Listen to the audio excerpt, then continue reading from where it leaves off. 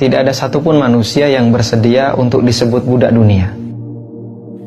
Akan tetapi tidak salah ketika Anda merenungkan beberapa karakter yang itu merupakan ciri pecinta dunia. Barangkali salah satu dari sekian karakter itu ada pada diri saya dan Anda. Anda selalu berpikir setiap waktu bagaimana caranya agar harta Anda semakin bertambah. Anda merasa sangat bahagia ketika Anda berhasil menggapai cita-cita dunia. Anda sangat ambisi dalam mengejar karir Anda. Anda lebih pusing memikirkan pekerjaan daripada memikirkan tumpukan dosa yang terus bertambah.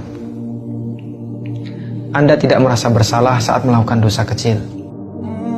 Dalam masalah ibadah, Anda tidak bersiap-siap saat waktu sholat akan tiba. Anda melalui hari ini tanpa sedikit pun membuka lembaran Al-Quran. Karena Anda terlalu sibuk.